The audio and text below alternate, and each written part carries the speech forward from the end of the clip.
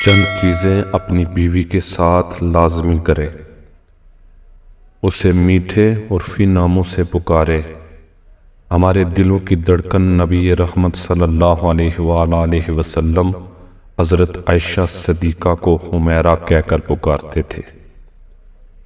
اس کے ساتھ کوئی بھی حلال کھیل کھیلو، نبی کریم حضرت عائشہ کے ساتھ دوڑ لگاتے تھے، اور جب شوہر اپنی بیوی کے ساتھ کھلتا ہے تو اللہ اس سے محبت کرتا ہے۔ اس کے ساتھ حسن سلوک کرو اور اس کو ہر وہ چیز پیش کرو جس سے اس کا دل آپ کی طرف نرم ہو جائے۔ اس کے لیے تحائف خریدیں، بعض اوقات ٹافی ہی کیوں نہ ہو، انہیں ایک بچے کی طرح سلوک کرنا پسند ہے۔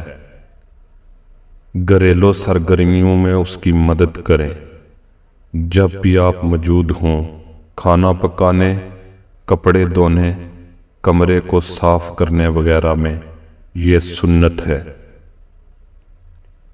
اس کے والدین کی عزت کریں اور انہیں کبھی کبھی تحفہ دیں۔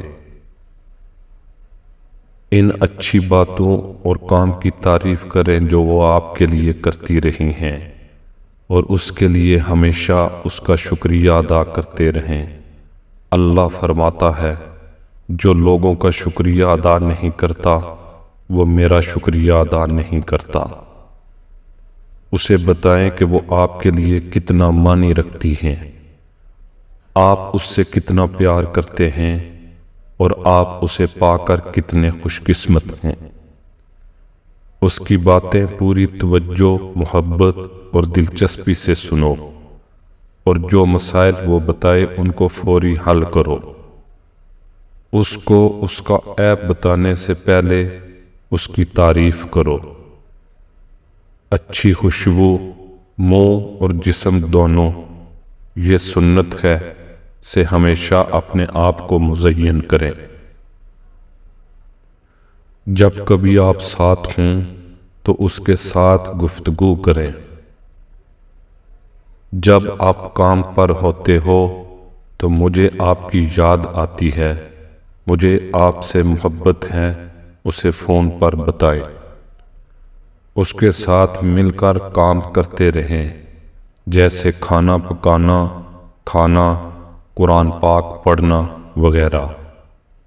دوسروں کی موجودگی میں اس کی غلطی کا انکشاف نہ کریں، اسے دین کے بارے میں سکھائیں۔ اسے مارنے، پیٹنے، تکلیف دینے سے پرہیز کریں۔ اسے حجاب پہننے، اپنے وقت کے اندر 5 وقت نماز پڑھنے اور رمضان کے روزے رکھنے اور زکوٰۃ دینے اگر فرض ہو کی تلقین کریں، یہ سب لازمی ہیں۔ اسے ہمیشہ اپنی دعاؤں میں یاد رکھیں۔ وہ راستہ بنیے جس پر آپ کی بیوی جنت جا سکے۔ ویڈیو اچھی لگے تو لائک کیجیے اور چینل کو سبسکرائب کیجیے۔ اللہ حافظ۔